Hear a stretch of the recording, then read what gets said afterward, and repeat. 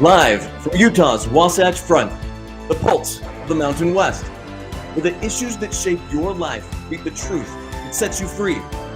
Across Utah, across the Republic, and around the world, welcome. This is KMMU.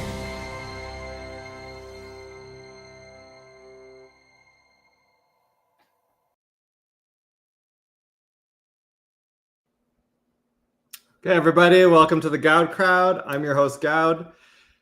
I am happy that you are all here. We have a pretty, the show might be a little bit all over the place, I think, but I've got a few topics I want to talk about. We'll start by talking about the attack on the LDS or Mormon ward in Michigan that happened yesterday. Just a quick word on that. We'll have Sophie is going to call in to talk about the TPUSA event tomorrow. I want to keep going into the need to eradicate the trans agenda and some of the steps we can take to do that. And then we've got a few other interesting tidbits, including we'll talk about the federal government shutdown, which looks like it's going to happen tomorrow or I guess it would be Wednesday at 12:01 a.m. Okay. Anyway, first I want to talk about this, what I think is a terror attack of a Mormon church.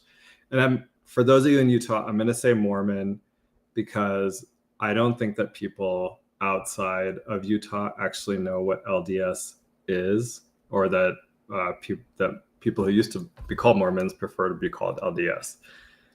And so I just want to make sure that everybody understands what we're talking about, and it's not meant to be dismissive of your preference.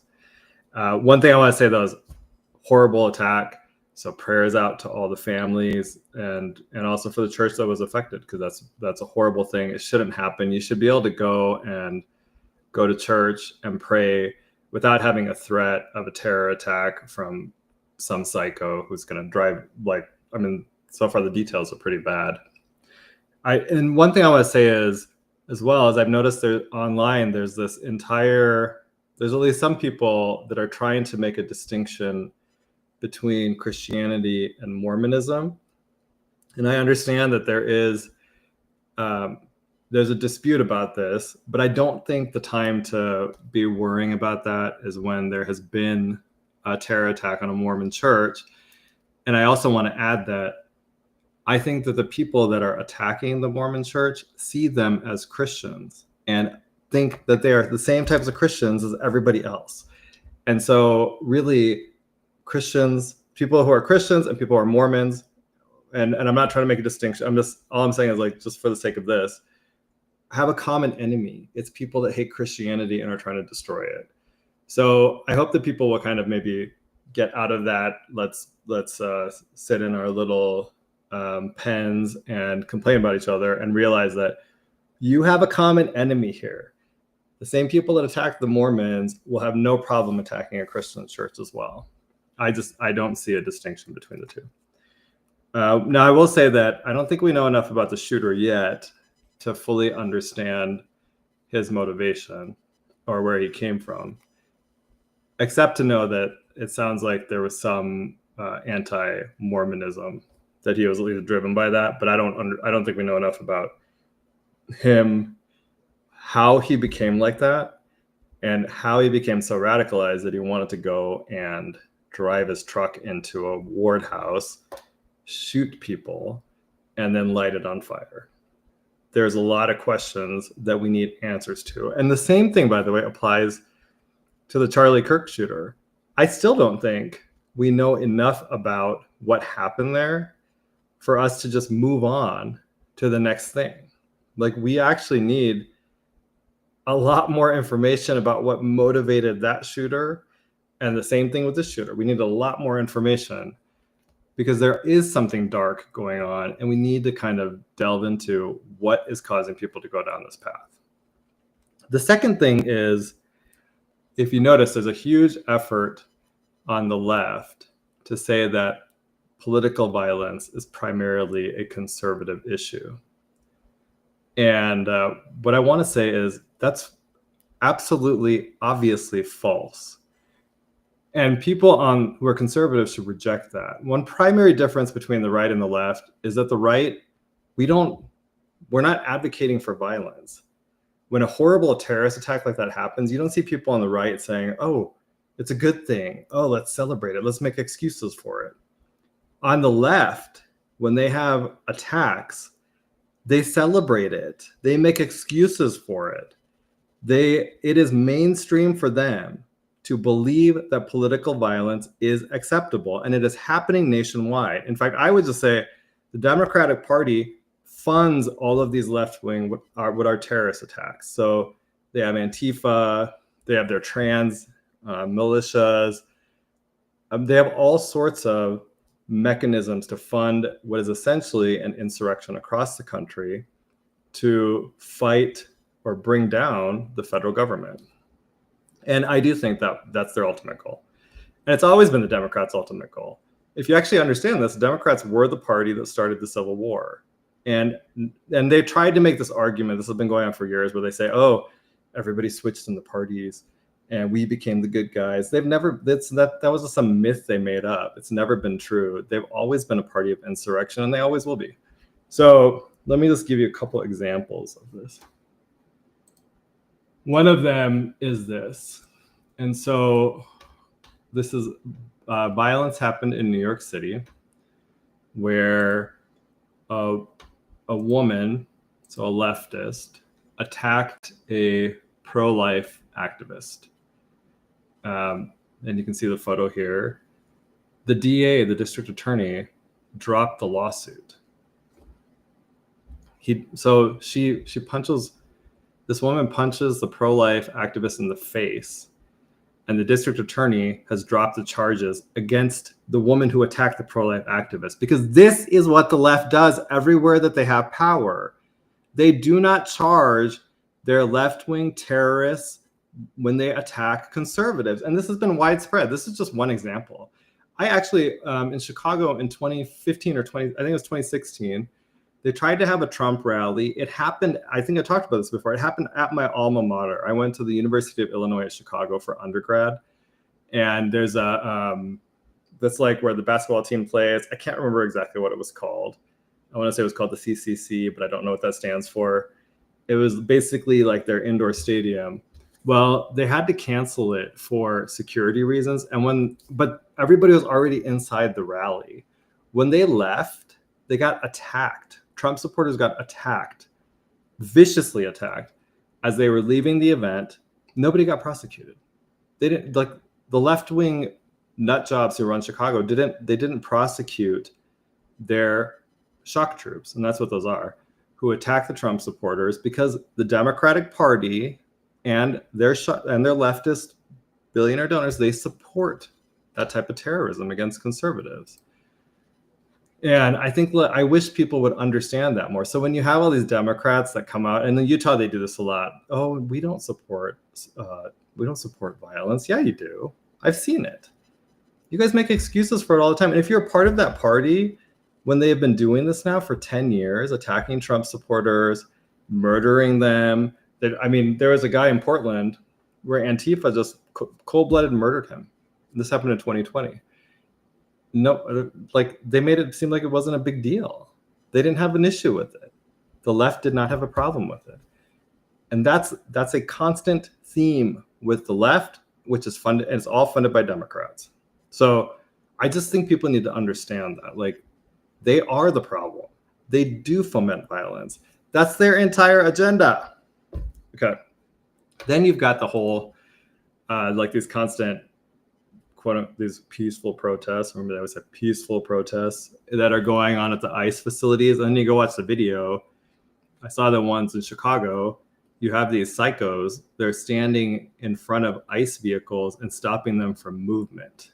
And that's not peaceful. Stopping people from being able to move is actually being violent, because what they're doing is they're setting them up to be killed and assassinated. That's the goal. So when these protesters get on roadways and they try to stop you from driving, and you've read about these stories a lot, they're actually trying to harm you. That's the entire point of it. They've not set you up. They put you in a vulnerable position and they can shoot you. And actually, to be honest with you, I think our laws need to be changed so that if people do that, you can just run them over. You don't owe them your safety. Like, get out of the way. but they call them peaceful protests, but they're not. And then they just go and arrest them, and you read about it. They've got guns, they've got weapons, because they're not peaceful and they're funded by somebody. Nobody has the time to go out and protest the way leftists do unless they are getting paid. That is not normal. How do able-bodied 20-year-olds find the time and with the money to be able to go and protest and to be able to go and riot unless someone is paying for it? How? That's my question. Now, Portland's another good example of this. So I used to travel to Portland a lot for work, and this is like early 2000s. So it'd be like 2004 to, I would say, 2008. And it's a beautiful city. I would totally move there. Like, it's a gorgeous city. Well, the left destroyed it. And it was vibrant. Like, they were just, it was a time when actually they were revitalizing the bad parts of Portland. It's like this green city, there's rivers running through it, there's tons of hiking. I mean, anyone who's normal would love it. It's a gorgeous place. Well, they destroyed it. And you can see now Trump is they have the Antifa that's been there for years attacking federal buildings. Like, they're doing the federal courthouse. If you remember in 2020, that was in the news a lot. Now they're attacking the ICE facilities that are there. And here's an article. This article is actually from August of this year. And they talk about how many of the businesses have closed. Let's see here. Okay. So during the first 4 months of 2023, the downtown Nordstrom Rack, I used to go there, actually, it's really nice, was among Portland's top 3 businesses to report theft and burglary, according to Oregon Live. Theft and crime have reportedly been one of the main reasons that retailers in the area have previously shut stores. Outdoor retailer REI shuttered its Pearl District store last year, citing rising security costs due to break-ins and theft. The closure followed Target's decision to axe 3 Portland stores in 2023, also due to theft. Macy's also closed its downtown store in 2017. Meanwhile, The Sun recently reported that Portland's Lloyd Center is staging one of the most unlikely comebacks in mall history. That's interesting. Hold on. I don't know where this mall is, but I could see how if your downtown is ravaged with crime, homelessness, mental illness, if you're a store, you'll want to go into a mall where maybe security is a little bit easier to keep. Kind of makes sense, right? The logic there follows. But you see this in a lot of Democrat-run cities. I think if they keep going down this path, they can try to do all sorts of stuff, but they'll end up in a death spiral. That's what's happened in San Francisco, where, again, my sister actually used to live in Oakland, so I've been to San Francisco a bunch of times. Again, vibrant city at one point. Tons of retail, places you'd actually want to go hang out because it's fun. All of it is closed. All of it. It's gone. Nothing's left. And it's just they hit a death spiral where no one's down there anymore because it's too dangerous. Now, I did want to show you this because Trump is sending in National Guard and mobilizing them to go into Portland. And I just thought it was fascinating because you've had this governor come out. And let's see if we can get this to come up. Tina Kotek. So here, contrary to President Trump's latest social media post, Portland. And Mr. Producer, tell me if you can't hear this. Is not war ravaged. There's no insurrection. There's no threat to national security, and there's no need for military troops. Military service members should be dedicated to real emergencies. And that's exactly. They have Antifa attacking federal facilities. And this left-wing lesbian does not have a problem with that. In fact, she's making these obnoxious videos trying to tell you that what you see with your own eyes is not true. And what she's flat out lying, right? This has been going on for years, where even you hear regular residents talking about how bad Portland is. Exactly what I said to the president when I asked him to stand down from sending federal troops into our city. But just in case that phone call wasn't. And just so people have a sense about this, affluent liberal white women are a total pox on society. They are the worst individuals. Like, they fall for every single spirit of the age issue, no matter how bad it is, and they are out there trying to destroy the country. That's like, and I don't know if it's because they are too stupid to understand what they're doing, or if it's just that's how they're wired. I don't know. But the worst of the worst are left-wing lesbians. I can't tell you. I know a bunch of left-wing lesbians. Every single one with kids. All their kids are like trans or non-binary. There's nothing worse than this. Mr. Producer says some. I think affluent, liberal white women. I try to be very particular about this because I'm not saying all white women. It's not the case.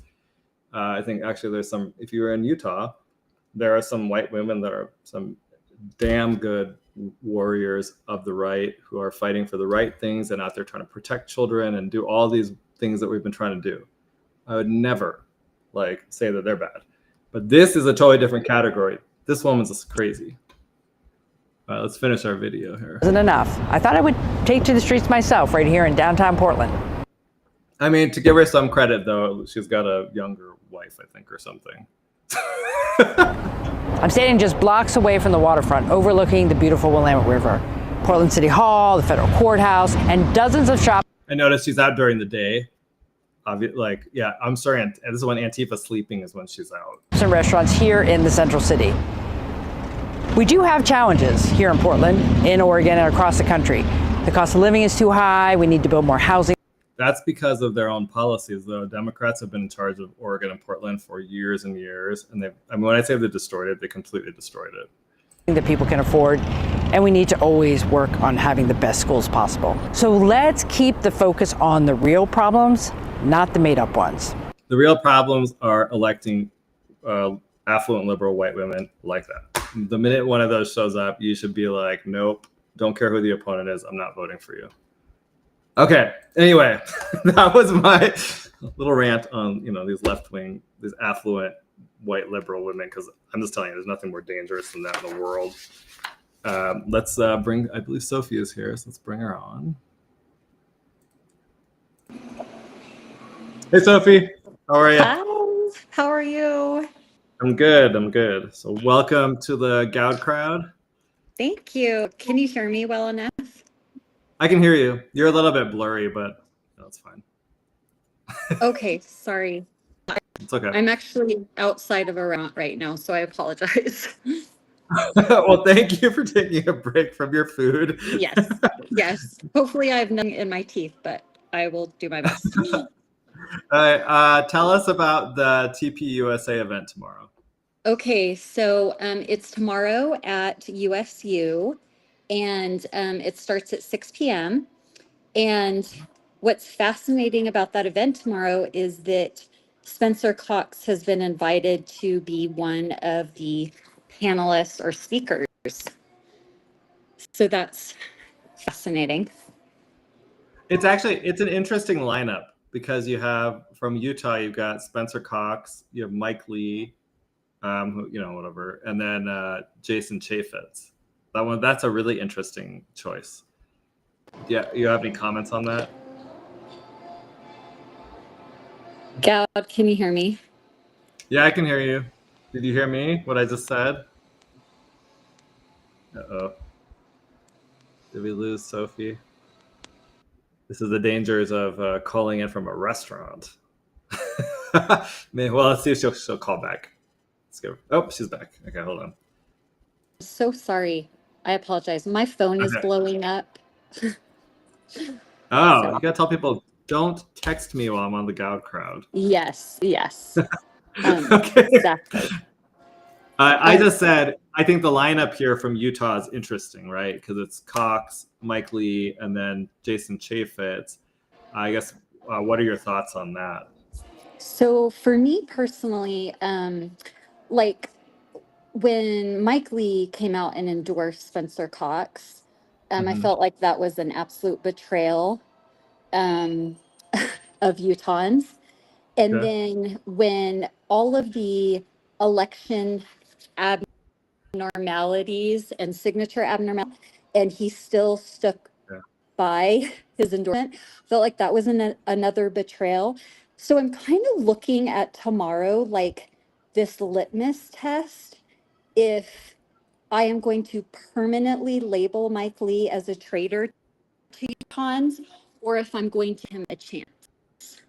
If he comes out and he is honest about who Spencer Cox is, I might give Mike Lee another chance.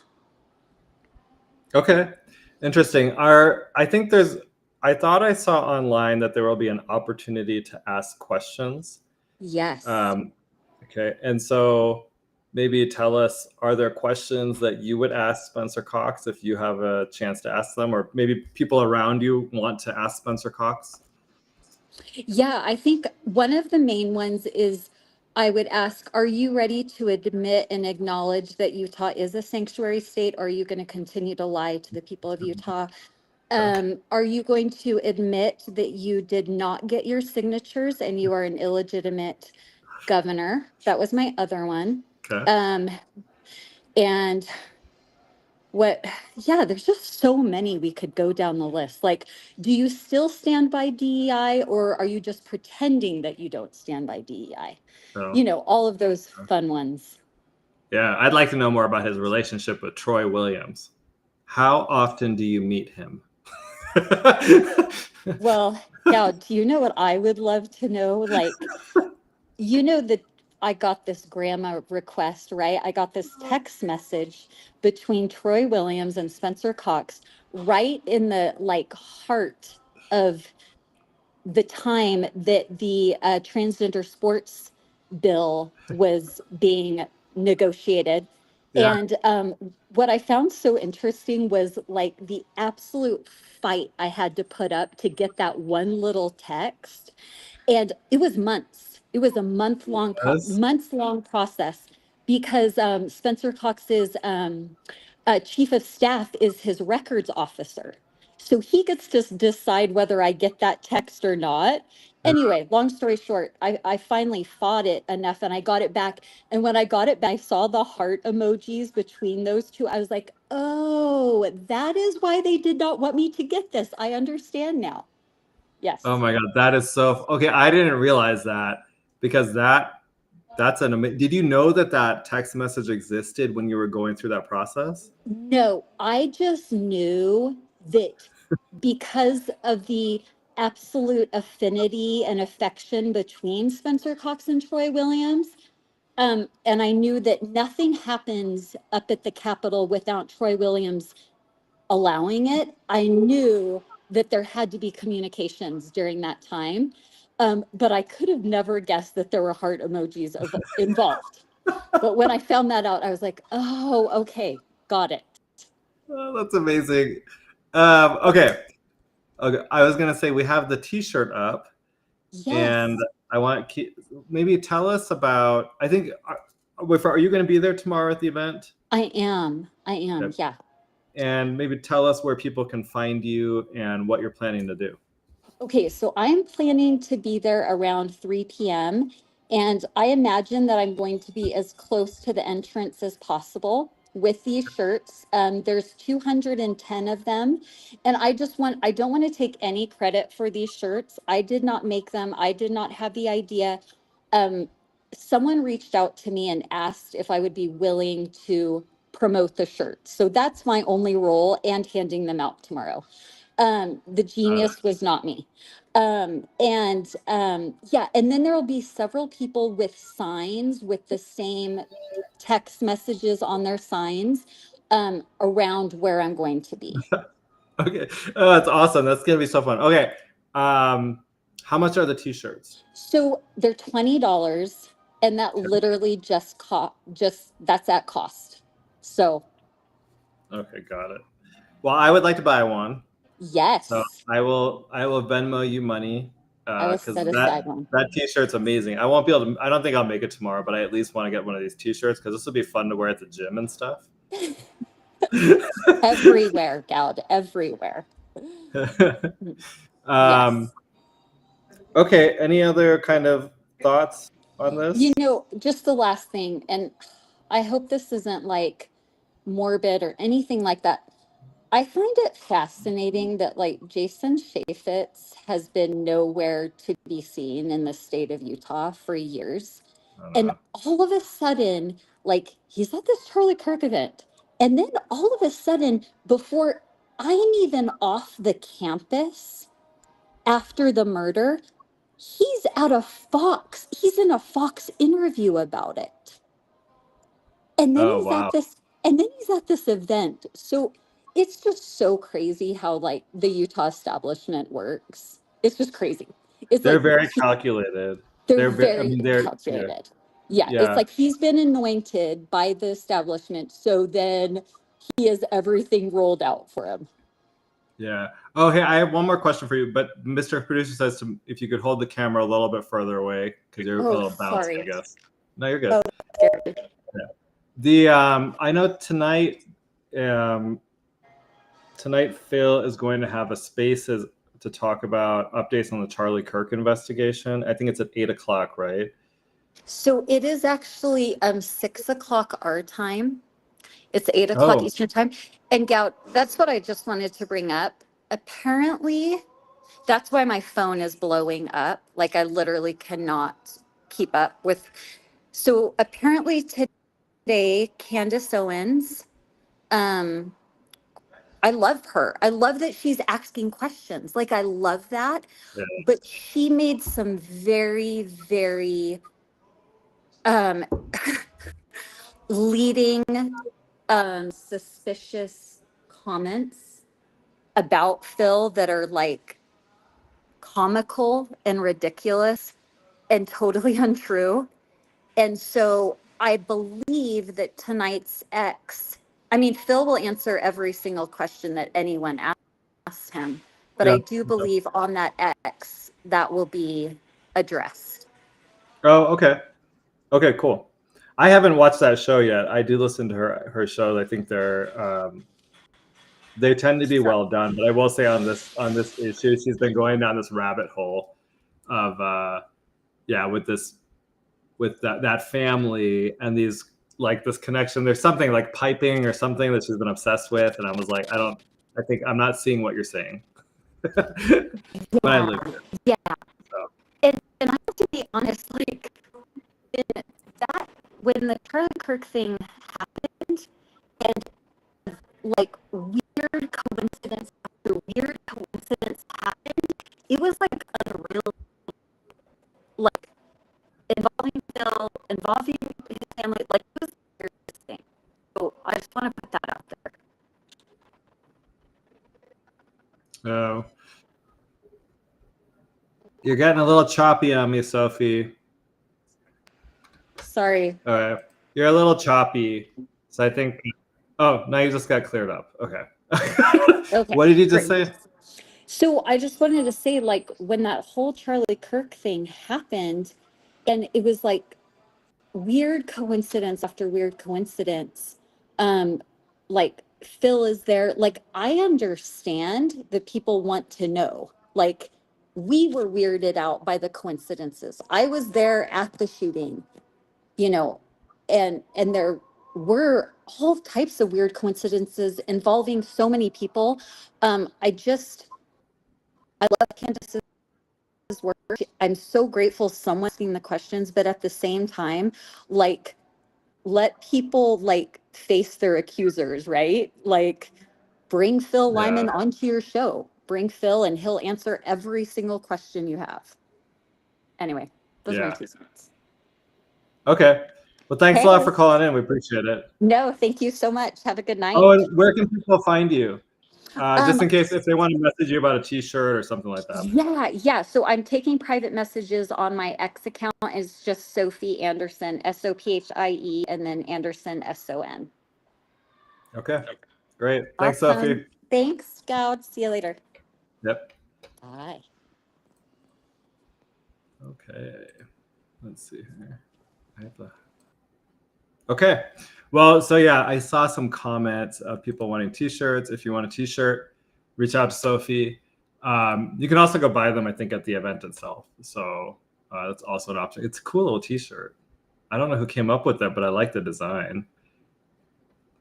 Okay, let's continue. As always, you can call in anytime. The number at the Goud Crowd is 385-899-2134. We love to hear your comments. I did see some good comments here that I meant. The left is there's some comments. So the left destroy. Melanie Yates says the left destroys every city they are the majority in. That is accurate. It's actually happening in Salt Lake City, South Salt Lake. It'll spread to all the only place I think that won't get destroyed is Park City, because that actually has rich white liberals, and the one thing that they do not tolerate is illegal aliens in their cities. Yeah, they'll let homelessness run around, right, and crime, but they'll at least not have the illegal aliens there. They'll shove all of the illegals into places like Harriman. they like middle class people to deal with their problems. And Mr. Producer says, my lonely call screener is waiting for your call, so feel free to call in. This person's X. We stayed in a beautiful hotel in downtown Portland in January 2017 during the inauguration. The hotel had to lock down due to the violent protesting 8 years ago. Yeah, that's the point. They're always like, Portland used to be, like I said, it used to be a beautiful city. It's the weather's great. The scenery is beautiful. It's like this lush place because it rains a lot and stuff. They just ruined it. Melanie, it's 100%, but our mayor in Salt Lake City is the worst. She's pretty bad. It's like, let's see. Melanie 8 says, Charlie can't stand Spencer Cox. I hope he gets beat off the stage like he did, booed off the stage like he did at convention. Oh, yeah, I know. I don't know if he will or not, but the one thing I forgot to mention with Sophie is a lot of times they have like leftists go up there and ask questions. So I do wonder if you're going to show up at the event and you want to be able to ask a question, maybe you need to disguise yourself as a leftist, right? So maybe like dye your hair pink, put in one of those nose rings that go in the middle of the septum nose ring. It's like a bolt that they put on cows. Like do one of those, and then look like a nut job, and they'll probably move you to the front of the line to be the first person to ask the question. Okay, let's see. Disagree Butter says, it's true. Chaffetz ran to the Fox News studio in like under 20 minutes. I will say Mr. Producer says that Chaffetz is a Fox contributor. So maybe that's like part of his job or something. I don't know. And then Blake Hansen says there is a known percentage of new Utahns Americans in Harriman. Oh, I don't know what that is. I would love to know the number if you can find it. Maybe if you tell me where it is, I would actually love to dig into that because I think it's very high. I live in Riverton, right next to Harriman, and like it actually intersects with where I live. So there's been graffiti in the area that's like gang graffiti that's been popping up. My neighbors are pretty vigilant about this though, but they'll text me when it happens. Let me try to go find it. But a lot of times here, people are pretty active about getting rid of it. And then we had the gang shooting that happened pretty close to where I live that involved Tren de Aragua, which is a Venezuelan gang, which we would not have if we did not invite a bunch of illegal Venezuelans here, right? They brought it with them. I feel like sometimes people have trouble understanding that, like, that's a problem that came from Venezuela. The way you prevent it from happening is you don't invite them to your country. Okay, let's talk about the trans agenda. I think I want us to start by saying this. I think a lot of Utahns generally are going to want to just move on from something because it's uncomfortable. In the case of the Charlie Kirk shooter, from what we know, there's a boy who grew up in a Mormon family in what is a small town in Utah. Washington City only has about 28,000 people in it. It was probably even smaller when he was growing up. And Washington County, which is the county it's in, only has about 180,000 people in it. And it's in the southwest corner of Utah.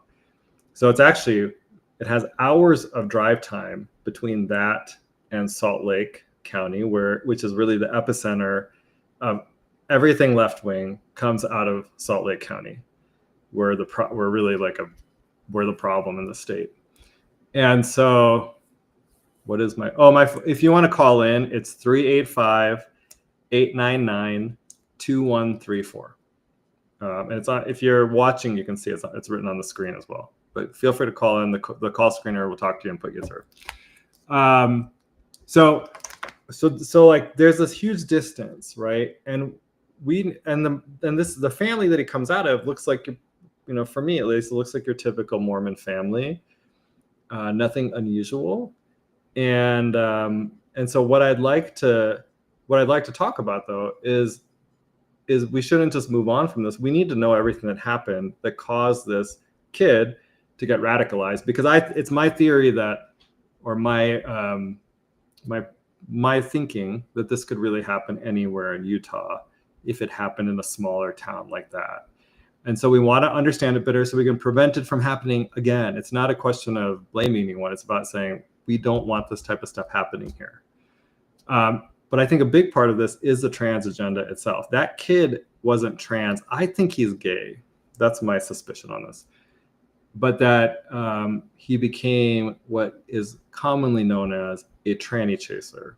And I talked about this in a previous show, but the way you get to becoming a tranny chaser is very dark, very gross. It means you're looking at weird, dark porn. It's like freaky stuff.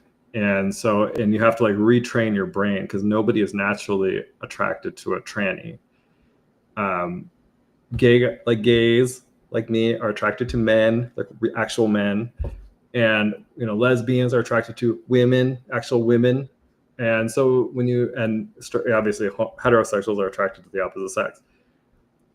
But to be attracted to someone who has surgically altered themselves to look like something that they're not, and then taken a bunch of hormones, that takes some dark rewiring of your brain.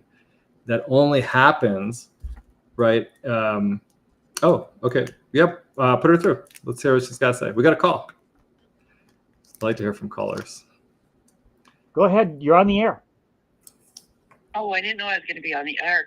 I just wanted to ask you, Goud, if you would mention the November 1st event that's coming up. And what is? I don't know what the event is. You want to go ahead and talk about it? Yeah, it is. Hang on, I've got this stuff. It's called Guided by God, Grounded in Freedom. Okay. And it's just a great night. It's got great speakers, Ben Berquam, Will Witt, Jeremy Harrell, and we're going to have the entertainer musician, Dave Bray. He does nationwide music that's patriotic. Phil Lyman will be there, Dr. Kirk Moore. It's on November 1st, and it's in Harriman. The tickets are $10 a piece. And This is going to be quite a big event. And we're all standing together in faith and freedom just to heal and unite everybody in the same, goal that we're trying to do here. And we just wanted to get the word out there. We've been kind of posting it a little bit. It is put on by Utah Patriots. Okay. Fantastic. What time is it? It will be at. I don't even have the time on this. What the heck? I don't see the time on my flyer here, but I'll get that for you. I'll send this to you personally, okay? Okay, yeah, do that. I would love to advertise that. It's November 1st is a Saturday. So send me over the flyer or whatever information you have, and I can talk about it. I'll do. I'll just post the flyer right here on your event, on your show if I can, too. Yeah. Okay. Cool. Okay. Thanks, Anya. Okay. Great job, by the way. Thanks. Thank you. Bye. Okay. Well, that sounds like a cool event. I'll post about it once we get more information. That's like November 1st is Saturday. Sounds like a nice way to spend your Saturday. Okay. Now, what I was talking about was a transgender, this, like how it's gotten to small towns in Utah. And I'll just say that's not the only place I've seen it. A few years ago, I went to Indianola. I don't know if you guys have heard of it. It's a small town in San Pete County. It doesn't even have 100 people in it. And the biggest city by it, quote unquote city, is Fairview. That's where Governor Cox is from. So, and Fairview only has like 1,500 people in it. And I remember when I was talking to the family, we were there to learn about, they had what's called a feeder system, I think, and it's for a water efficient way to feed your cows.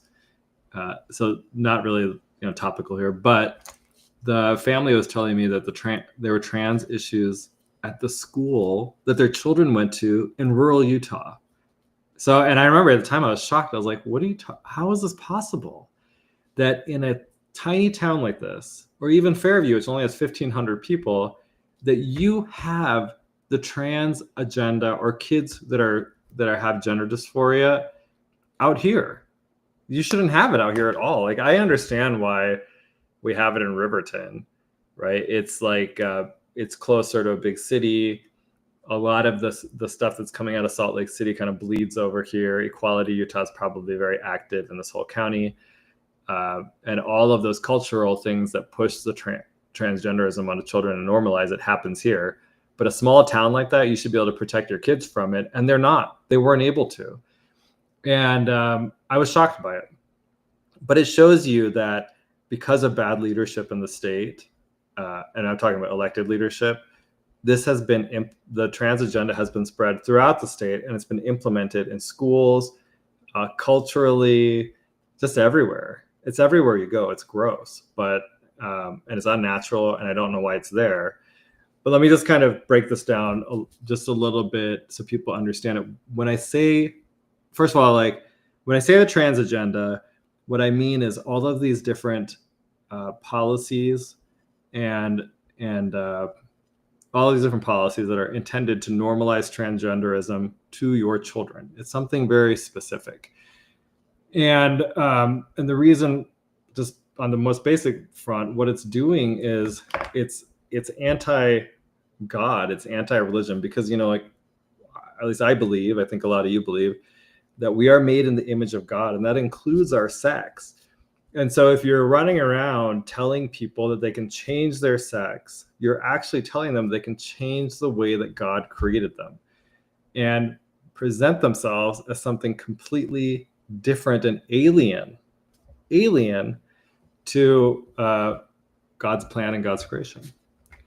And I just think it's very dangerous. And there's been a real concerted effort in Utah to normalize transgenderism throughout the state. And the impact and what we have seen is now Utah, at first we saw Utah was having the highest, like some of the highest increases in kids that were getting gender dysphoria.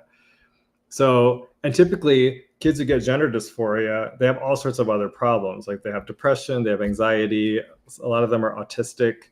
There's deeper problems. And instead of dealing with those deeper problems, there are these evil people, and they are evil, who will encourage them to go down this path of transgenderism, telling them that's going to solve their actual mental health problems, when we should just be helping them with the mental health problems.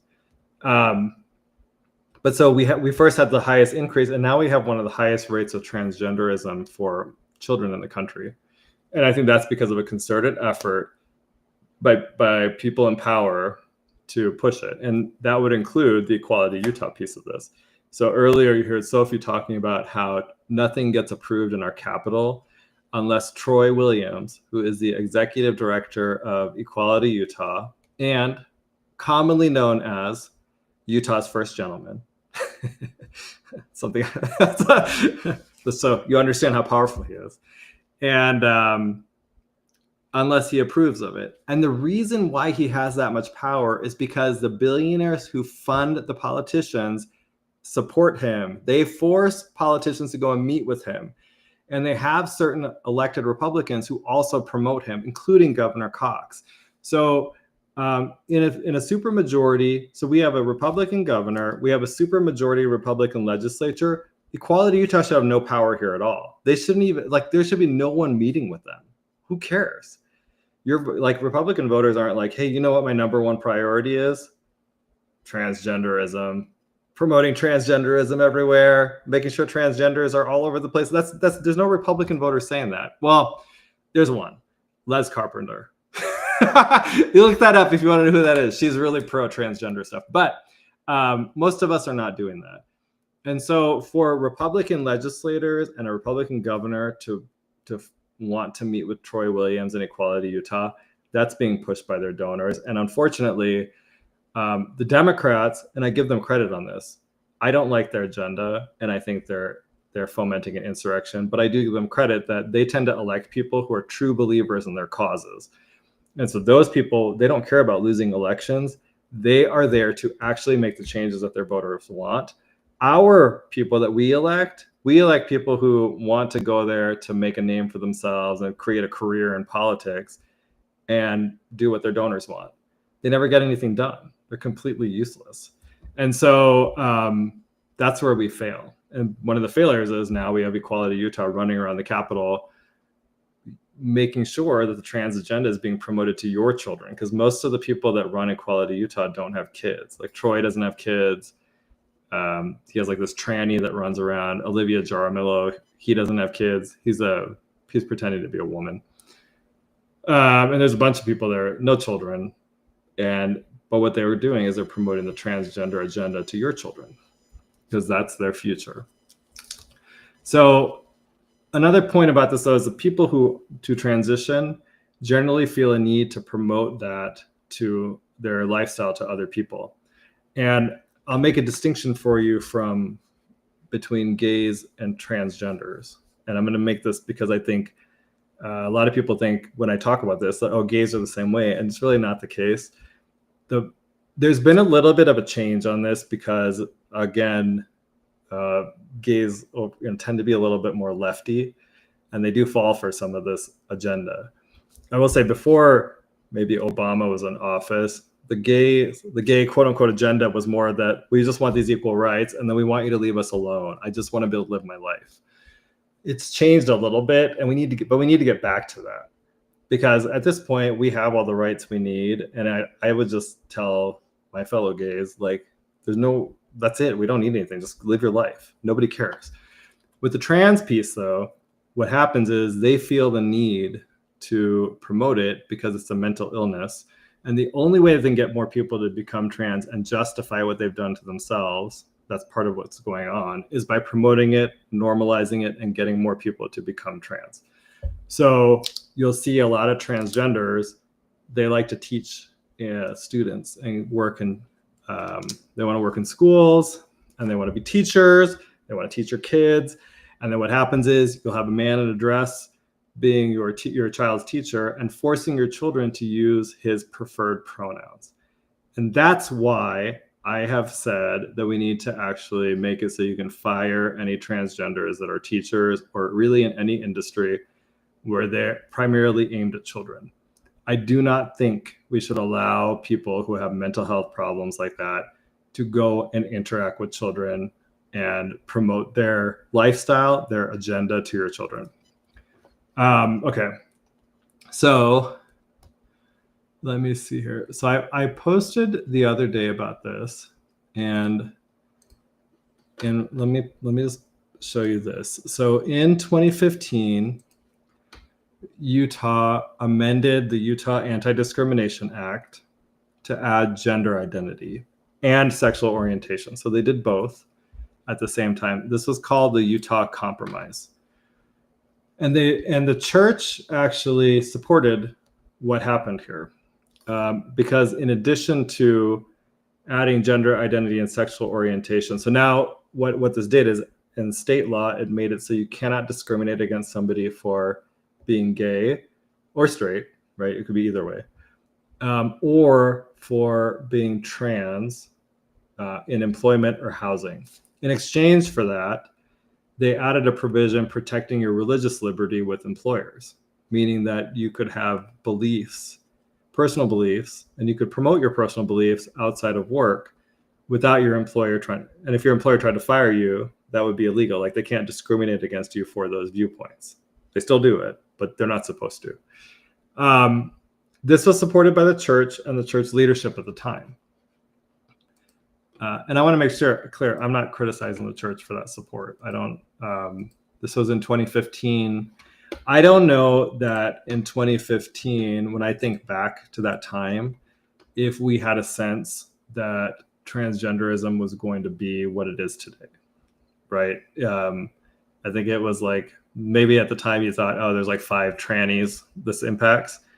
And you didn't think that they would be teaching in your schools, promoting it everywhere in the culture through the laws, trying to normalize it to your children with like porno books, teaching your kids that they can transition and all this stuff. That was really in the infancy of it.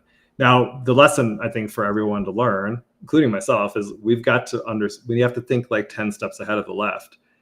and realize like when these types of things happen, we're not doing it, right? But here's kind of, this article talks about it. So they had like it was SB 296, and Governor Herbert signed it. This, at the time, Governor Cox would have been lieutenant governor. So just keep that in mind. And he was surrounded by members of the lesbian, gay, bisexual, and transgender community. If you look, this is kind of interesting. So it's 2015. So they don't say LGBTQ+. They actually say LGBT. So this is before some of this kind of, it started to morph into, you could be one of 10,000 genders and have all these weird pronouns and stuff. So, and that goes to my point that at this point, the tranny issue was actually like a really tiny issue. So anyway, the LGBT community, to the extent there's a community, they're supporters and a bipartisan collection of lawmakers who work for weeks in concert with leaders of the Church of Jesus Christ of Latter-day Saints to craft the proposal. And Herbert said, "I have no doubt the eyes of the nation are upon us. We can do difficult things because we are determined to work together, one with another, as opposed to working against one another." I don't like, these are some deep thoughts from Governor Herbert. Afterward, Herbert embraced Elder L. Tom Perry of the Mormon Church's Quorum of the 12 Apostles and handed him the ceremonial pen used to ink the historic legislation.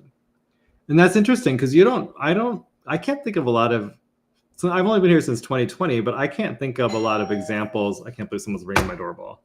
I can't think of a lot of examples where the LDS Church has, or the leadership has actually been this involved in a bill. So that's kind of interesting. They were really involved in it. And the co-sponsor of the bill was Senator Stephen Urquhart from St. George, very conservative down there. And he said, "Here we make history. We have shown that LGBT rights and religious liberties, they are not opposites. They are not mutually incompatible. They are pillars in the same pantheon of freedom." I like that term. That's good. That's a good speech. Okay, let's see here. So it said, with the enactment of SB 296, Utah will become the 19th state to provide statewide protections for the LGBT community in housing and employment based on both sexual orientation and gender identity, according to data tracked by the National Human Rights Campaign. And dubbed by some as the Utah solution, the bill has been hailed nationwide for its attempt to balance the advancements in gay rights with the deeply held beliefs and conservative values of churches and other religious groups. Okay, so, and then this is a Republican majority, and this is what I thought was kind of interesting. I don't understand who the compromise was with. So we had a Republican majority in the House and the Senate, and a Republican governor. So who needed a compromise to include religious liberty protections in employment laws? I don't understand. Okay, give me 1 second. Hey, Mr. Producer, let me just check to see who's knocking on my door or whatever.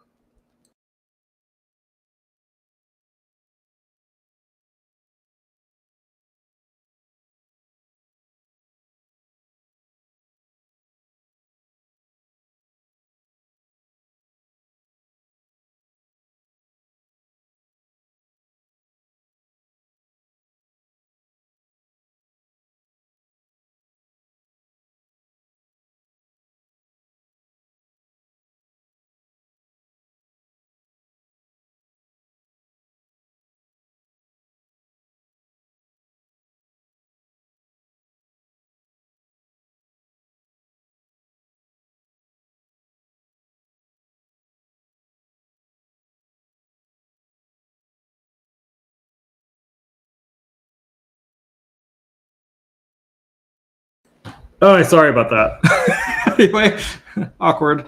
Okay, so, okay, I think I was talking about the Republican majority. I think that's a little bit weird that they were doing that.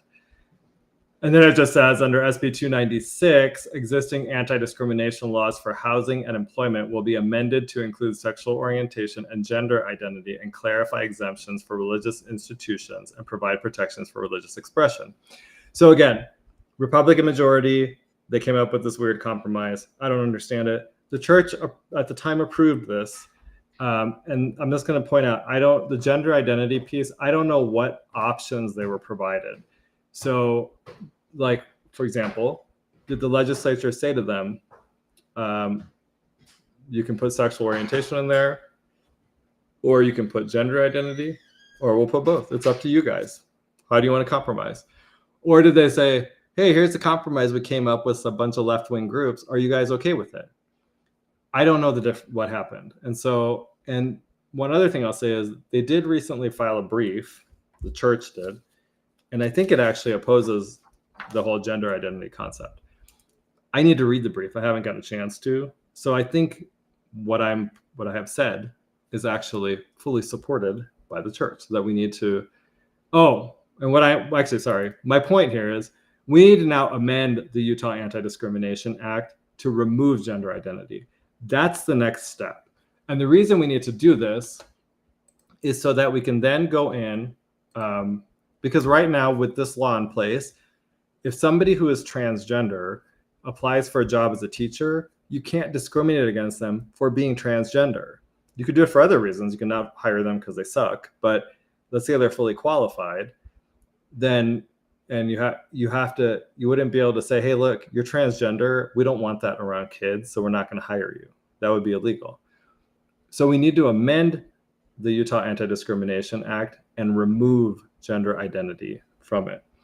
I will say, after I posted this, Representative Trevor Lee messaged me and said he is proposing this bill. So that's fantastic. And it shows solid movement in the direction of beginning to just eradicate this agenda from our state. And I think another piece of this is that the way we need to approach transgenderism in general is our goal should be that if somebody suffers from gender dysphoria, our only goal is to help you become comfortable in your birth sex, nothing else. And then to deal with your other problems. You find everyone that's trans and has transitioned, they're not actually trans. They just have a bunch of mental health problems, and people are convincing them and telling them that the way to solve it is by becoming a tranny. And I'll tell you, it never works. It actually makes everything 10 times worse because, let me see how I can say this in a way that makes sense. It is my view that a lot of the world's problems are made less severe by people sharing their love for one another in a very carnal way. And what happens when somebody is transgender is that entire thing, their ability to go and have intercourse with somebody is gone. Like, they get no pleasure out of it anymore. And you can just imagine, especially, and I assume this is both, actually I'm going to say, I think it's for both men and women, is that without that ability to get any pleasure as an adult from sexual intercourse, you're not going to be a happy person. It's just the reality of this. And so just think about, you now have this entire population, they get no pleasure from sex. They're unhappy as it is. So now they don't even have that outlet. They have nothing to make them happy.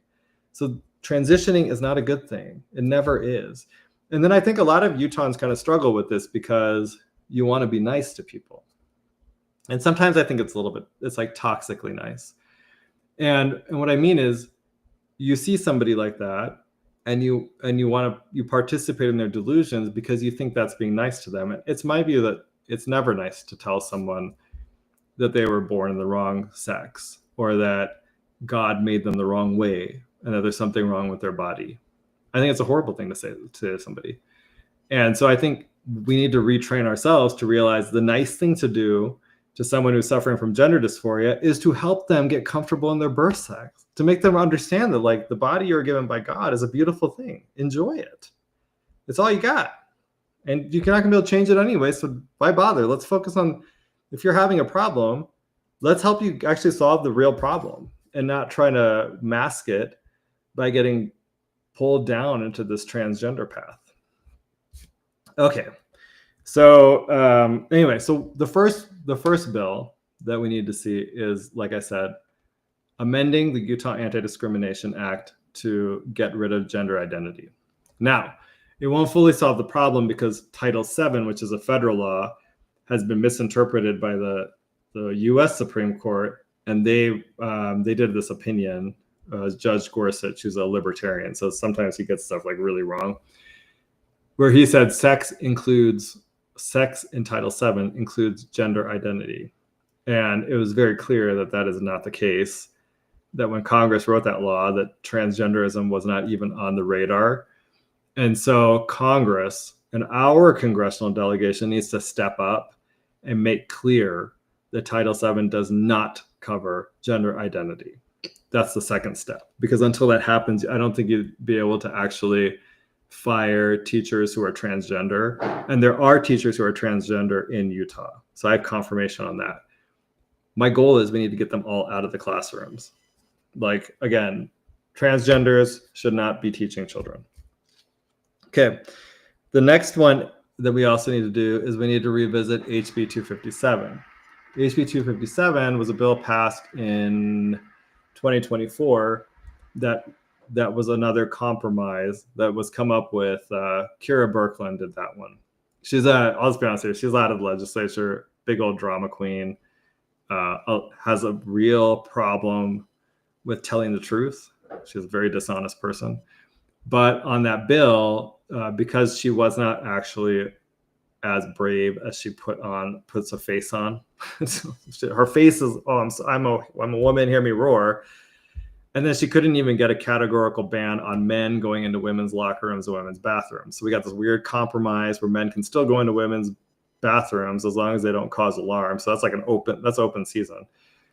And men can still go into women's locker rooms if they get bottom surgery, which is the way it's written, though, is they could get like an orchiotomy, which is removing the testicles and still have a penis, and go into the women's locker room if they also get an amended birth certificate, which is not hard to get in Utah. So we need to go back and change that law. It should be a categorical ban on men in women's locker rooms and bathrooms and women in men's locker rooms and bathrooms. It should be by both ways. It should apply to everything, private businesses and government buildings. We can go and revisit a bill, HB 257, or not 257, I'm sorry, 157. Oh, before we get there, hold on. I had one other thing here. I got to pull up my images. Okay, give me 1 second. Equality Utah, on the issue of amending the Utah Anti-Discrimination Act, Equality Utah is already ready for it. So they sent out an email, I think it was yesterday. You can see it on this, part of it on the screen. It's pretty long. But Troy Williams was trying to send his condolences after the attack on the Ward house in Michigan. But so he said, and then he also talked about the death of the prophet, or is it President Nelson? Is that what he said? Yeah. So he said, but it is also true that under President Nelson's leadership, the church chose dialogue over division.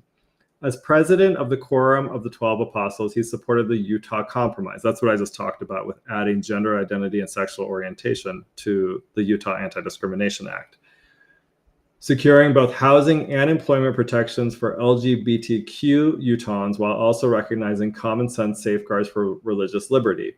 Later, as president, he supported the Federal Respect for Marriage Act, balancing those same principles and ensuring same-sex marriages would remain recognized and protected even if the Supreme Court revisits Obergefell.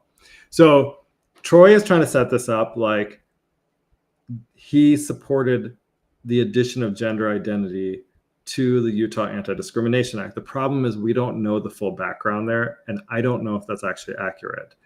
Or if church leadership was more focused on getting these religious protections, which would make sense to me, put into anti-discrimination law to protect their members who had sincerely held religious beliefs, that gay marriage, they don't support gay marriage, totally, I understand it, And they don't support. I think I don't. If you're part of the LDS Church, I'm a little bit unclear how you support transgenderism because, and I would actually assume that you probably wouldn't support a gay lifestyle in general, which is fine.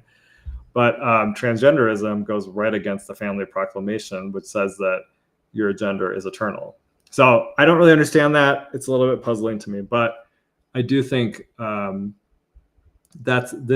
setting this up that they're going to make this argument, and so it will be important for Trevor, Representative Lee, to go to the church leadership and talk about the changes he wants to make and why he wants to make them, and try to get them on board with it, or at least neutral.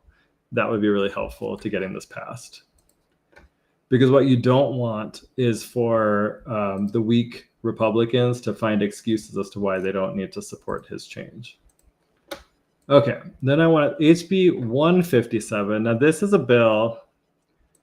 I think it's 157. I supported this bill. And what it did is it barred courts from discriminating against parents who don't support using the preferred pronouns of their children. There's a lot of states, like California does this, where if a child has gender dysphoria, or in California, they just like, the kid comes out as trans or whatever, and California, like, you have to affirm it, and then you have to go and like use puberty blockers, cross-sex hormones, get them surgeries. They'll try to claim it you don't have to, but basically you do. Your kid is now going to be sterilized. Their life will be ruined, and they'll have a life of mental and physical health problems because of their government. But so that what they also do there is if there's a married couple getting a divorce and there's a child with gender dysphoria, the parent who will affirm the child's chosen preferred pronouns and gender is the one that will get custody of the kid. What I had actually tried to advocate here was that we should actually prefer the parent who will not affirm the child's chosen gender identity. But we got it so that we were able to do it. We had to do a compromise, and we ended up at it's neutral. It's a neutral point now. So I'll play this quick little video just because I think my friends over at Higher Ground were critical of the bill, but I actually concur with that. So here. Maragani, I'm a gay man, and I'm the chairman of the Utah Gay For those of you who didn't know, I'm gay. Straight Coalition, and we support this bill. I want to start by thanking Representative Grishas for working with us on this bill. Many states are beginning to use state law to force parents to affirm the chosen gender identity of their children. They're also using state law to force courts to place children with gender dysphoria with the parent who will affirm the child's gender delusion. In other words, they are using state law to force parents to sterilize and mutilate their children who suffer from gender dysphoria. Being trans is a mental health issue that most children will overcome if they are left alone or given proper therapy. Our preference would have been to require courts to give preference to the parent who does not affirm a child's gender confusion. Our explicit goal as a state should be to help children suffering from gender dysphoria become comfortable in their birth sex. However, this bill is a good step in the right direction. It will remove the ability of courts to give a preference to the parent who affirms a child's chosen gender identity. We are hopeful that this will lead to children being placed with a parent who does not affirm a child's gender delusions, and instead with the parent who will help the child become comfortable in his or her birth sex. I want to make one suggestion. This bill uses the language sex assigned at birth. We recommend changing this language to birth sex. As a state, we shouldn't use terminology that suggests you can change your birth sex when you cannot. Okay. So to my friends at Higher Ground, I totally agree with you. That was the point. We're always getting these compromises. I will say this. Representative Grishas actually had a bill this last session, and the language was 1,000 times improvement. And so I want to give credit where credit is due, that there's been a huge improvement in terms of she's a much better legislator for this issue than Kara Birkeland was. And I appreciate that. It was a much better, much huge improvement.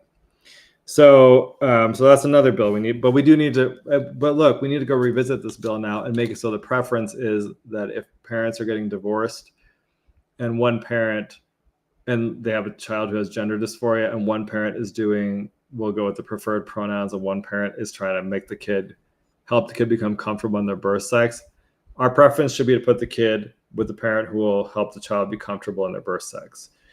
Every single thing we do should be aimed at helping people who have gender dysphoria become comfortable in their birth sex. That's it. 100%, full stop, nothing. There's no other, I don't want to hear anything else. That's it. And for these people that have transitioned already, I mean, I hope that they also become comfortable in their birth sex. Now, these are just 3 examples, but there's many, many more. And we need to go through everything. And like funding is another one. We fund a bunch of this transgender garbage throughout in our universities. I think we actually have local governments that give money to nonprofits that push transgenderism. We need to go through and eradicate this from our state. And it'll be a concerted effort. I think the legislature could probably do it in one session if they actually concentrated on it. And it would prevent what happened when we've had 2 trans-related killers come out of Washington City. I would like us to make that not happen anymore. And the way we do that, again, is by eradicating the trans agenda, making it not a normal thing, because all it is mental illness, and bring us back to a society where everybody recognizes that there are boys and there are girls, and that's it. Okay, so that's kind of my piece on that. Again, you're listening to the Goud Crowd. If you would like to call in, the number is 385-899-2134. We'd love to hear your comments, so feel free to call in. The next thing is, it looks like the federal government is heading towards a government shutdown. So here, I'll play a little bit of this. It's J.D. Vance was just talking about this a little while ago. And then I'll give you a little background on this. Okay, here we go. We just had a very frank conversation with the Senate and House Democratic leadership. Look, the principle at stake here is very simple. We have disagreements about tax policy, but you don't shut that government down. We have disagreements about health care policy, but you don't shut the government down. You don't use your policy disagreements as leverage to not pay our troops, to not have essential services of government actually function. You don't say the fact that you disagree about a particular tax provision is an excuse for shutting down the people's government and all the essential services that come along with it. If you look at what Chuck Schumer has said in the past consistently, it's whatever our disagreements are, let's negotiate with them. Let's talk about them. Let's figure out a bipartisan solution, but you don't shut the government down. In other words, you don't put a gun to the American people's head and say, unless you do exactly what Senate and House Democrats want you to do, we're going to shut down your government. That's exactly what they're proposing out there.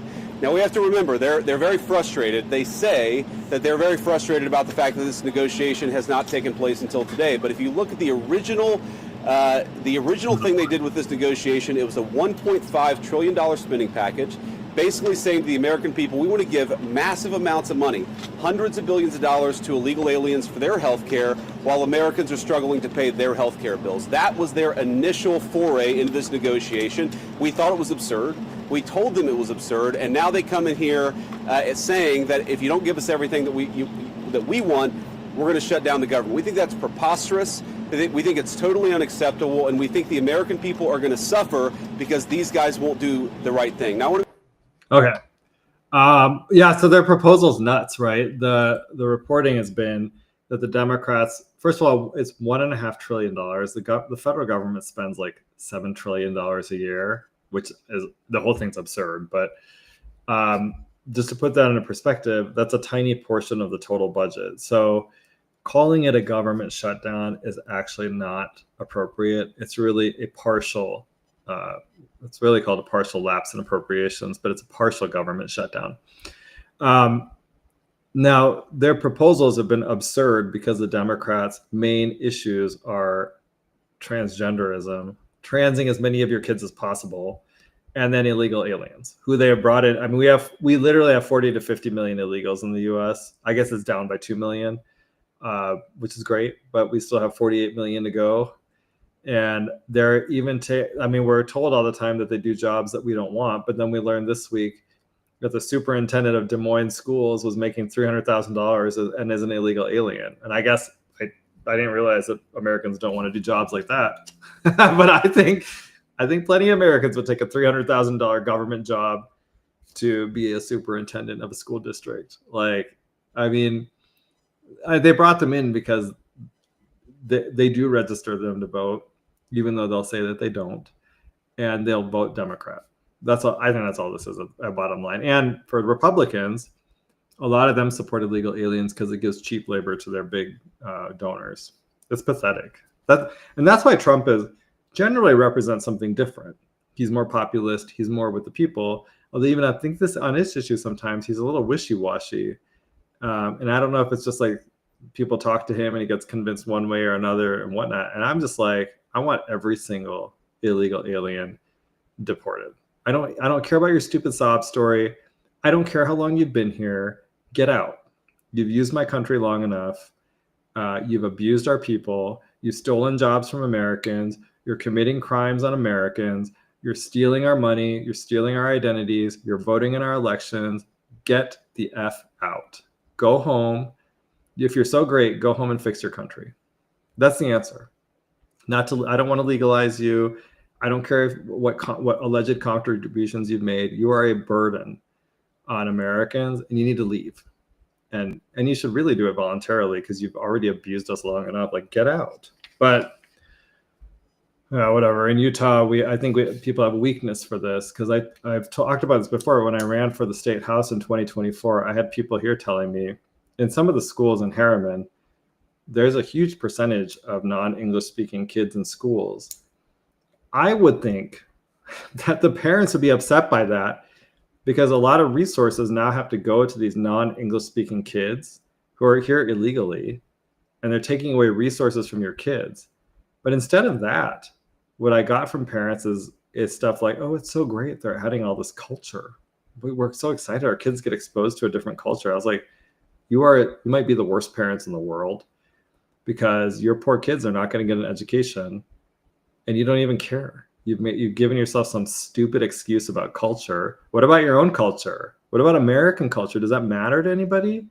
Because honestly, we have the best culture in the world by far. And I think a lot of people who maybe have been Americans have multi-generations in the family don't understand how bad other cultures are. Like my parents are from India. India, the culture sucks. They're racist.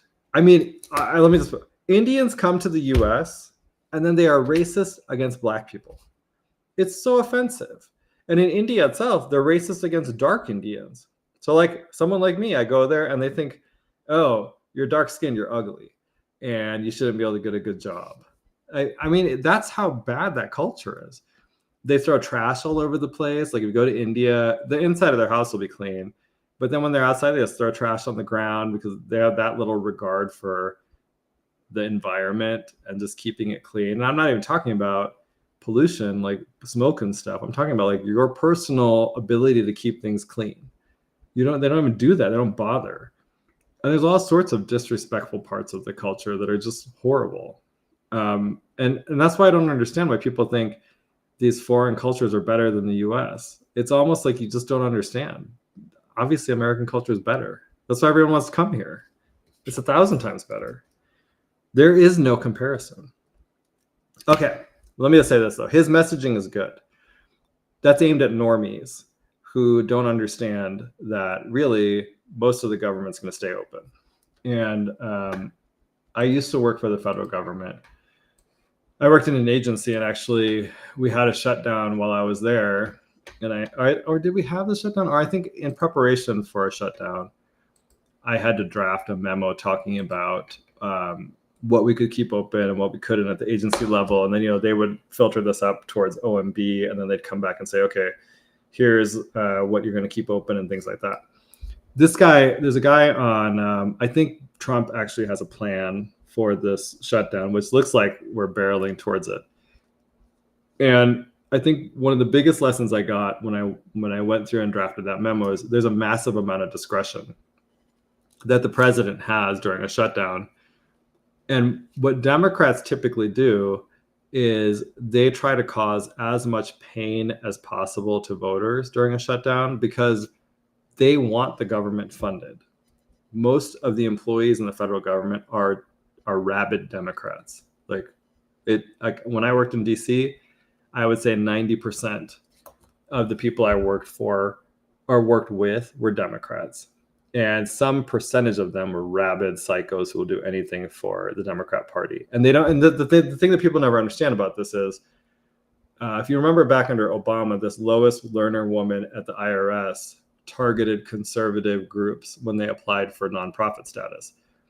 And a lot of people were like, well, Obama wasn't involved because he didn't specifically call her and tell her to do that. But if you understand how these rabid partisans that work in the federal government operate, they're embedded there and they get those jobs.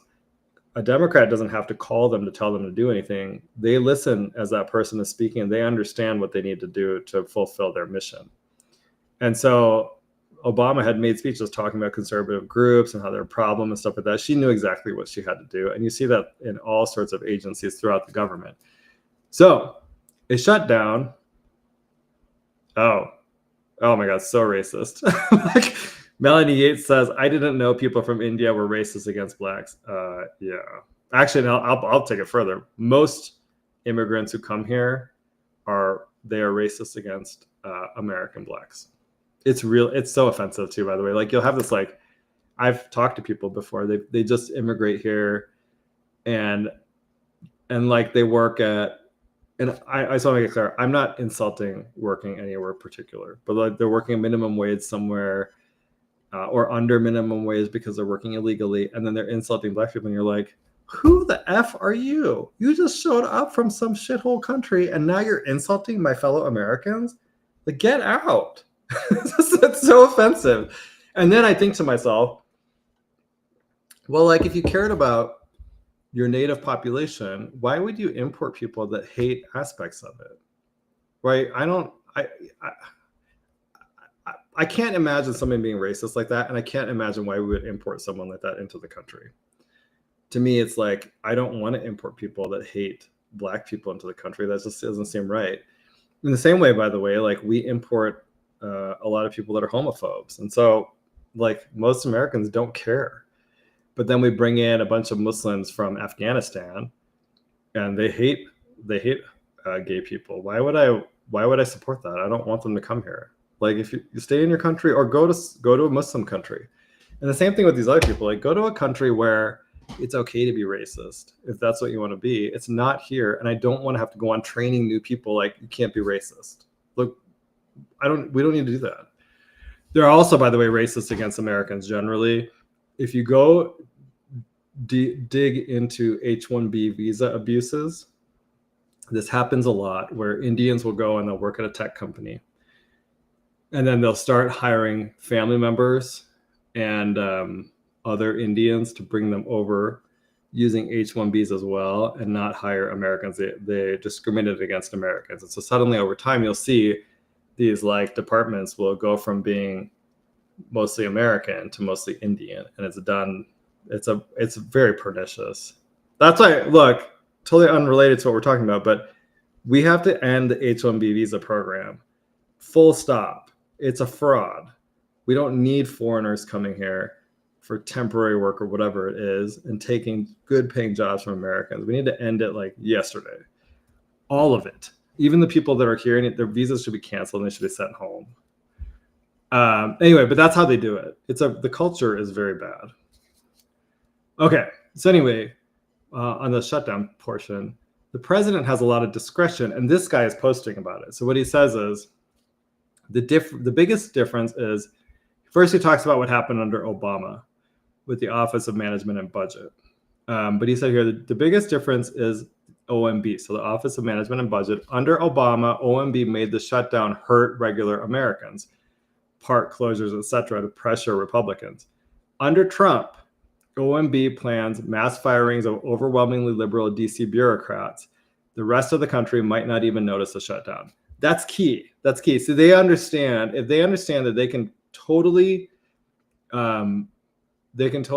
design the shutdown in a way to not hurt their own voters, this is totally advantage to Trump. And like, so just so you understand, like, even in any shutdown, Social Security checks still go, Medicare still runs normally. Most of these entitlement programs all just keep going. There's no change to them. So where they kind of, and critically, actually, I looked it up. ICE is considered an essential agency, so they can still go out and round up illegals. Because I think the left is going to try to say, if we shut down the government, ICE has to shut down. No, ICE is an essential. It's considered an essential function, so it'll still be working.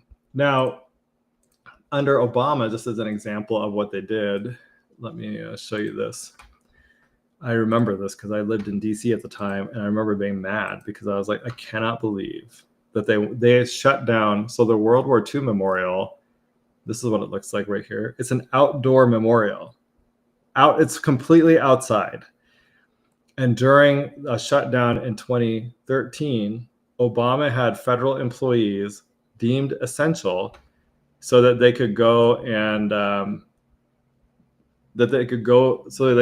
go and put up barricades around the World War II memorial to keep out 90 to 100-year-old World War II veterans who were coming to visit. That was so deeply offensive to me because it was clearly being done for politics. How do you close an outdoor memorial that's on the mall? Like you just walk by it. There's nothing to this. They don't have to do anything. They tried to make some excuses for it. The media was like, oh, no, they have to because of safety, blah, blah, whatever it was. But it was like, no, they don't. They did that on purpose to hurt people. And these World War II vets, they may never be able to go back. Think about how evil you have to be to do that to somebody. By this time I used to be a Democrat. By this time, I had already not been a Democrat for a little bit at this point, but this just like really pissed me off. It was so offensive, but that's the type of stuff Democrats do on purpose to make it painful for Americans, and to basically hold you hostage. So you contact your legislators and they're like, open the government now. We want it open. I'll just tell you, they're like shutting down the government. I don't care. Shut it down as long as you want. I really like it. It does nothing for me. And really, if Trump does this right, it should be a total net benefit to him. Now, one of the things you'll see when the shutdown happens, assuming it happens, is that the press is going to go wild, right? It'll be a daily coverage on, oh my God, guys, these federal workers, they can't afford food. It's horrible for them. Oh no, blah, blah. But the reality is this. Federal workers overall are overpaid for their positions, especially in DC. In DC, I think now lawyers are making like $200,000 working for the federal government. And it's okay, Melanie. And so they make like $200,000 a year. They'll be furloughed during a shutdown if they're not considered essential, but everybody will get fully paid for the time that they were furloughed when the government reopens. So all of this drama that will happen through the media is just to get you all like, oh my God, these poor federal workers, they can't afford food, but whatever. It's just a bunch of BS. Don't fall for it. It's all a narrative to try to get you to pressure people to just pass the Democrats' bill. We don't want the Democrats' bill. I don't want their garbage. And so you just have to like understand what's going on. And then keep in mind that they're going to do like nonstop coverage on federal employees. But if it's private employees who get laid off from their job, these media people don't give to, they don't care about you at all. And think about during the pandemic when there were mass layoffs in the private sector and no one in the government was impacted, but the private sector was getting mad. They didn't care at all. They gave you a short little thing. Oh, hey, 10,000 people got laid off here. Oh, well, you got to sacrifice for the common good, right? We can't have the virus spread. And you're like, I need to make money. Like, how am I supposed to make a living? Well, here's a $1,000 check. Well, I make more money than that in my job. What do you want me to do? I have friends whose lives were destroyed by all of this. And so it made me, I can't tell you how upset I was in 2020. But anyway, but what it shows you is that they're connected. I think the media somehow is connected to the government because they act like government employees they're so put upon. It's so horrible for them. They have like the easiest lives of everybody. These are guaranteed jobs. The federal government is running a massive deficit, and they don't have to cut anybody to fix that deficit problem. So I don't like, okay, why is that?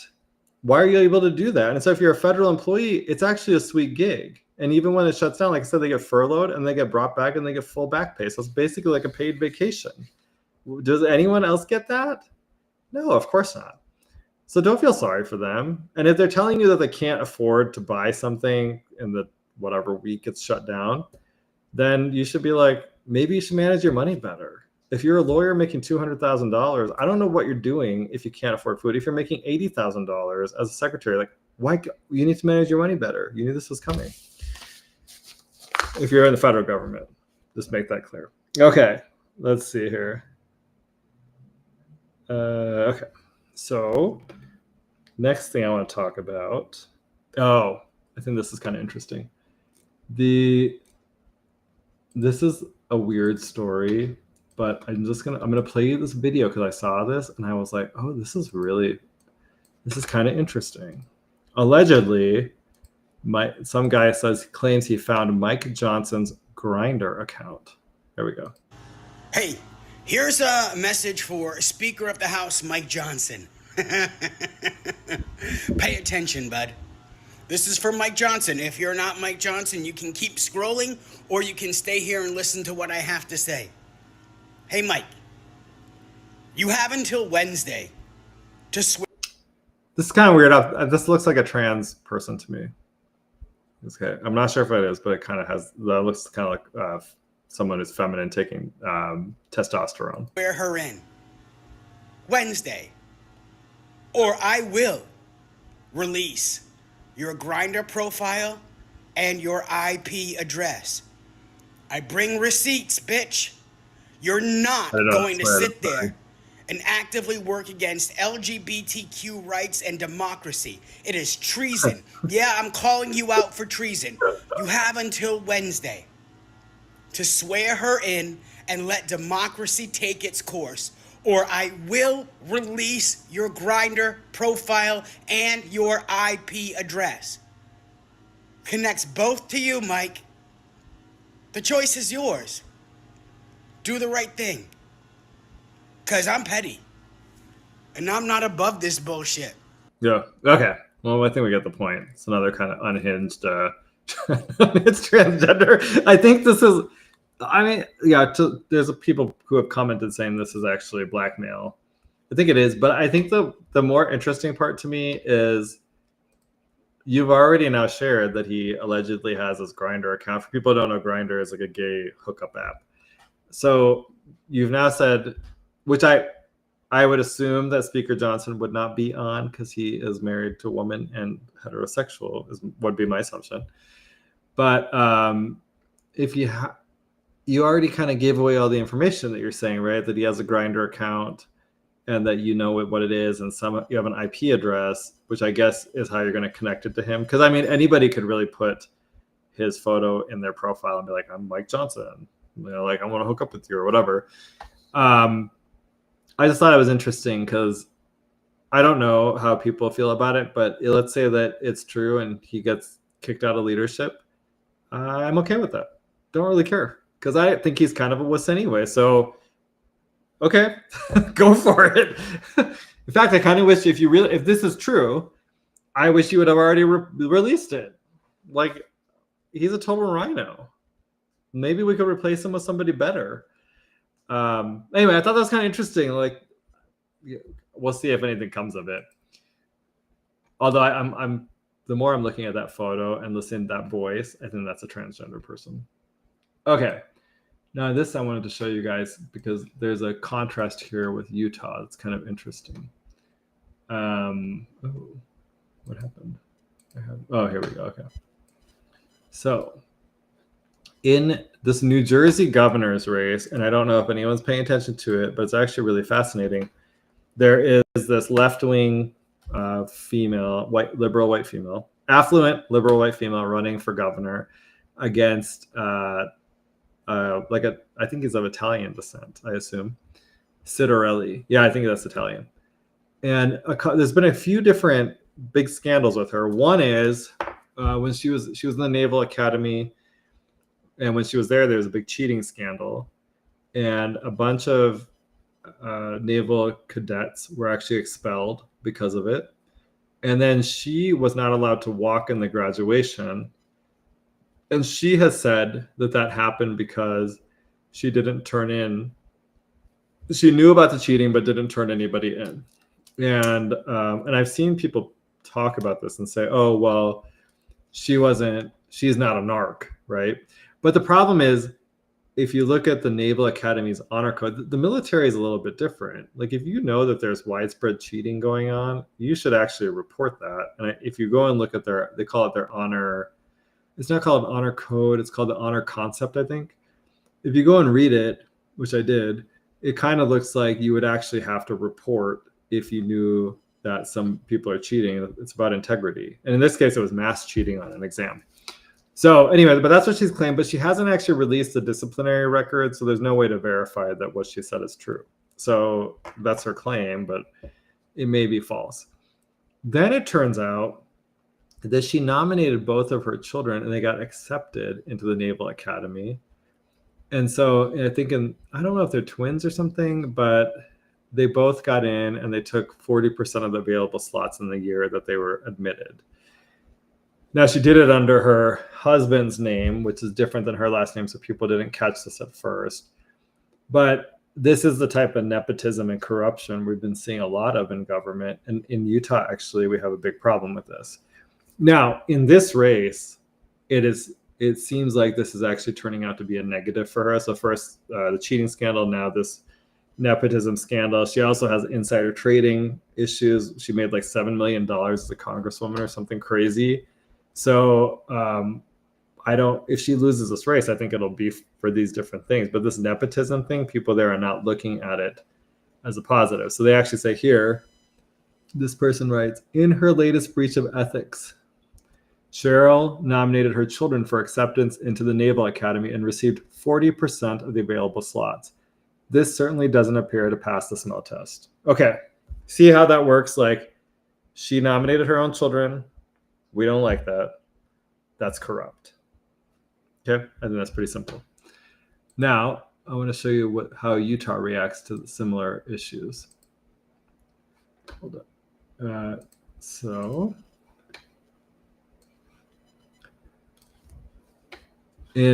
So this is last year in August. Disagree Butter exposed this issue, that 3 of Governor Cox's 4 children were granted the Governor's Honor Academy Scholarship Program. And this is to go, I think, to SUU, so Southern Utah University. And as well as, I think the other ones, oh, wait, hold on here. There were more than this.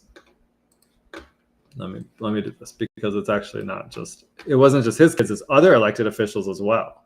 So 3 of Governor Cox's 4 kids got the scholarship. Then one of Mike McKell's kids, that's his brother-in-law, got the scholarship. So Governor Cox's nephew got the scholarship. And then also Amy Winder Newton, her son, got the scholarship. So this is like, it doesn't pass the smell test, right? When you hear this, you're like, how is it possible? How did 3 of your 4 kids get the scholarship? I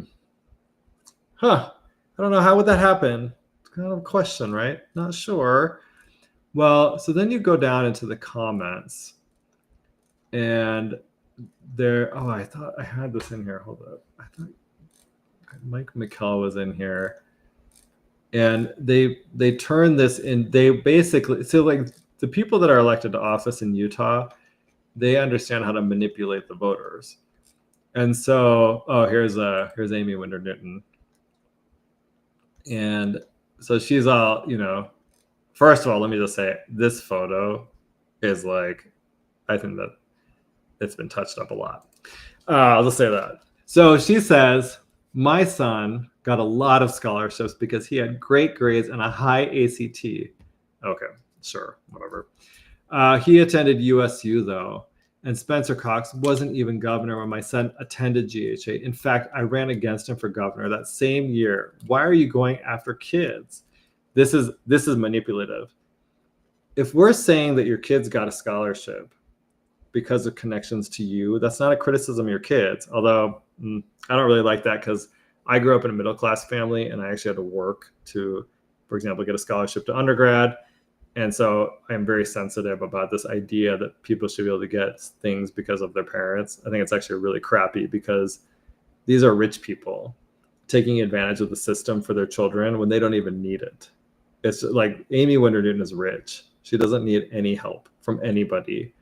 Her son didn't need help from the government to go to school. Governor Cox is like super wealthy. His family owns that communications company, right? That gets all sorts of money from the government. He doesn't need anyone's money for his kids to go to school. Why'd they get scholarships? So anyway, what they do is they weaponize it. Oh, you're attacking my kids. We're not attacking our kids. We're attacking you. You're the corrupt one, right? Like if your kids came up and said, I wouldn't care. Then they say, someone did say, stop trying to be the victim here. 4 scholarships awarded to the Cox family. It was actually 3.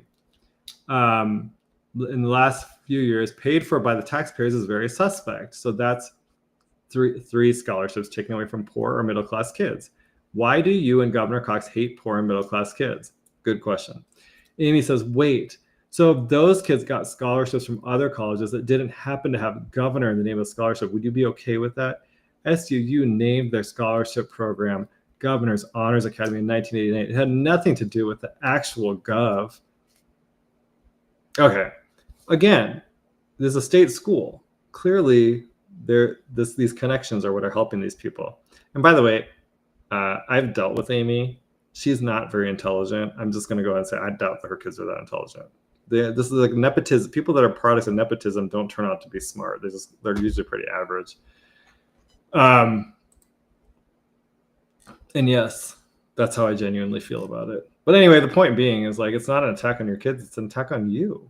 You're a bad person for using your power and abusing it to benefit your family. That's just wrong. And you're not even teaching your kids a good lesson because now they haven't ever had to compete against people, like really compete. They're getting an unfair advantage because of your last name. And so that's not fair. And your political position, you abused your power to get your kids something they wouldn't have otherwise gotten. And that's wrong. And I wish voters in Utah would see it that way instead of saying, oh, it's an attack on their kids. It's not an attack on their kids. Now, I will say, like I said, I doubt their kids are super smart, mainly because I've seen nepotism products. They're not impressive because they don't have to be. But the point is that it's the corruption issue that should bother people. And you want to shut this down because they stole opportunities from your kids. And instead of doing that, I feel like a lot of Utahns, they shy away the minute these people say, oh my God, you're attacking my kids. I'm not attacking your kids. I'm attacking you. You're the problem. You're corrupt. Stop being corrupt. And as I've told you guys before, the studies show that Utah is the most corrupt state in the country. And I think it's because of this, because these guys in power are very manipulative. They know what they're doing. And they understand how to manipulate the Utah, and especially they're all LDS. And so they understand how LDS people think and how to make it so they stop asking questions. Saying you're attacking my family is the quickest way to do that. How dare you attack my kids? Oh, I'm so sorry. By the way, all these people's kids are adults. Governor Cox's, one of his sons, I played this for you last week. He was on a podcast doing an interview talking about the family. So he told, because of him, now I know Governor Cox and his wife are total true believers in the trans agenda. They taught it to their kids. That one of the sons who got the scholarship actually is bisexual. The brother said that. And the brother who gave the interview, I think it was Caleb, has like a transgender friend.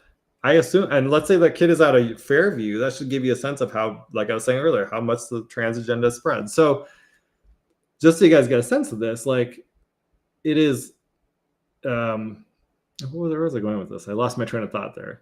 Transgender. Oh, anyway, these are all adults. You could totally attack their kids. They're adults. We're not attacking minors anyway. So yeah, guess what? Like you got a free benefit that taxpayers paid for. We have every right to attack you for it. You're an adult. You're not a child. And you've chosen to go and accept this free stuff because your parents got it for you. That's on you. At some point, you're also responsible for your own decisions. And the fact is, you could have chosen to not go down that path and to instead be judged on your own merits, and you didn't. So why should I sit here and give you the benefit of the doubt for that? You're not a kid anymore. You're 18. Like, go away. You're fair game. You made yourself fair game. Okay, let's see here. Anyway, I hope Utahns will stop being nervous when people with this nepotism stuff and the corruption in the state and start tackling it head on, because you got to get, most of these people are actually like, are corrupt off the charts, and they're not impressive. They're being propped up by, I think, big donors who control the state. So it's people like Ryan Smith, and who I think has had a lot of plastic surgery on his face. And I think the reason I say that is because, to me, he has what I would consider to be like a gay face. And also like Gail Miller, who's like a massive donor to the Republican Party and basically controls it. I think the Republican Party, you know, I was hoping that in these midterms in Salt Lake County, maybe we would do better. I'm not really sure it's going to happen. And I hate to say that, but I just think that the candidates, based on things I've heard that are going to come up, are going to be more rhino-y. And then I think they're missing the ball on the issues. Like, they don't actually understand them because their donors are telling them. I'll say on immigration, I think the donors want to support something like the Dignity Act that this rhino in Miami proposed that would give illegals a path to citizenship. And she'll say, oh, it's only for people that have been here before the Biden administration. Yeah, okay. If you're stupid enough to fall for that, I got a bridge to sell you, because that they will commit fraud to get around that, and so will the employees who are doing the processing. So it's I think they're going to go down that path and try to do some amendments to it and make it part of their platform, and I think they're just going to lose, because I don't think there is broad-based support for any sort of compromise on illegal aliens until we see millions and millions, tens of millions of them out of the country. But I think something is misguiding our Republican leadership into thinking that there's support for amnesty. There is not. And if someone wants to correct me on that, I'd love to hear it. I haven't seen any examples of grassroots people saying, you know what I really want? I want all the illegal aliens to stay here. Yeah. Good luck with that. Okay, let's see. I got a few comments here. Melanie Yates says, when the Jazz team would only give scholarships to blacks and publicly rejected whites, Cox agreed. Oh, I know. Yeah, that was so offensive, right?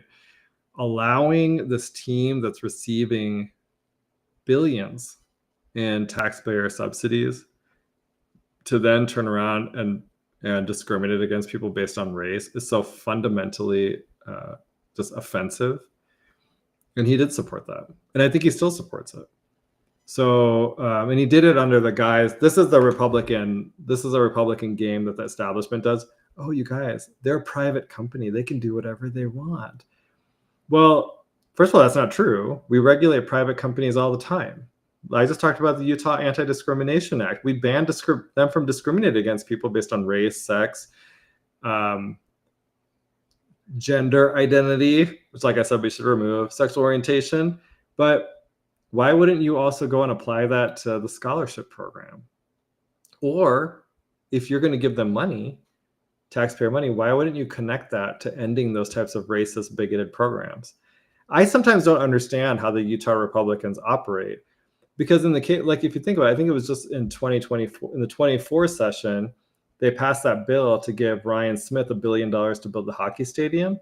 When you did that, I was opposed to that bill, but the least you could have done as a sop to people like me is to say, hey, you know what? We're going to give the $1 billion, Goud, so shut up. But what we're going to do is we're going to say no more discriminatory scholarships and no more promoting these the trans agenda or the Black Lives Matter stuff and things like that. If you want taxpayer money, there are restrictions on what you can do. But they didn't do that. They just handed him $1 billion of taxpayer money without those types of restrictions that their voters would actually appreciate. It's very unfortunate, to be honest with you, but this is just where we are. We have, and part of it is voters in Utah. We have to do a better job of selecting elected officials. And I feel like that's a big fail in this state generally, unfortunately. Okay. Now we'll close on this because this story is nuts. And my question to all of you is the following. Would this be any different in Utah? That's my question. Could this happen in Utah? So if you've heard about this, in Des Moines, Iowa, the superintendent of their school system is an illegal alien, right? So in Iowa is the Florida of the Midwest. It is just about as like MAGA as Florida, except it's in the Midwest. And they've actually had some great successes there. For example, they got rid of Supreme Court justices through elections. I mean, there are some great lessons we could learn from them. Des Moines, though, is a blue area in a deep red state. So this woman says this is an incredible story that says so much about the education system. A blue district in a red state has years of school board meeting notes with quotas for people of color hiring for the district, which is illegal. Isn't that crazy? I'm wondering if we have this going on in Utah. Hires Roberts in 2023. That's the illegal alien, despite having a domestic criminal history. So they hired someone with a criminal background. Turns out to be an illegal alien with deportation order, and he resists ICE. We discover he's also a registered voter in a different state. Red state legislature hasn't even made E-Verify mandatory for state hires. I don't know if that's the case in Utah. I know that we only require it for private employers if they have more than 150 employees. The Utah legislature, I think it was 2020 or 2021, it used to be 15, I think, and they increased it to 150 to make it so fewer employers had to use E-Verify. It's so bad. Utah's so bad. Then the school board puts arrested guy. Oh, so after he's been picked up by ICE, the school board puts him on leave with pay. He's an illegal alien. Why wouldn't you terminate him? And then it says, it's like the conclusion of every stupid leftist idea for the last 5 years found human form in this story. That's a good, and that's what's crazy. I think this could happen in Salt Lake City. I actually think this could happen in the Jordan School District, which is very left wing, even though it's out here in like kind of more conservative suburbs. I think this could happen in Utah. Every part of it could happen in Utah. And it's because even the E-Verify piece, they can use false documents. So you have to kind of understand, like, I don't think I'm not sure that this could not happen in Utah. In fact, I think it could, because even if you look at our school districts, they're overwhelmingly run by leftists, even though we're a red state. They're overwhelmingly staffed by leftists. Teachers are overwhelmingly leftist. I once met a teacher at this conservative training, and I remember I said to her, I was like, "Oh, I'm surprised there's a teacher here." It's like, and she said, "Yeah." She's like, "Most teachers are communists," and she's a teacher in Utah. So I was like, "Oh wow." But to me, I was not surprised by that. So anyway, this is a question that we should be asking ourselves. Is this something that could happen in Utah? And how do we prevent it from happening if it is? And we should really be like, I don't know, something to think about. Okay, I think that's all I've got for today. And let's see, is there any more comments I want to read here? Okay, so Blake Hansen, he had said there's a known percentage of new Utahns and Americans in Utah. He said he thinks I heard it on wearethepeople.org. Okay, I'll reach out to them and see if I can figure out what that number is, because I would love to know that. That's really interesting. Like I said, I live right by Harriman, so to me it seems very high over there. Okay, we already talked. Melanie Yates said, I didn't know people from India were racist against blacks. Actually, and like I said, I think that's almost every country in the world come here. They could come from the shittiest shithole country. India is pretty bad, but even worse. And they will come here and be racist against blacks in America. And, we should all be offended by that and not want them to come here. But we keep on importing people like that. I don't understand it. It's weird. This is what's acceptable. Oh, then Melanie said, this This is what's acceptable to their culture. It isn't acceptable to ours. And it creates a conflict. Yeah, I think that's right. You were driving when you typed it, so it's not 100% there, but I think that's the point. I think that's right. That's why we have to be more careful with the immigration system overall.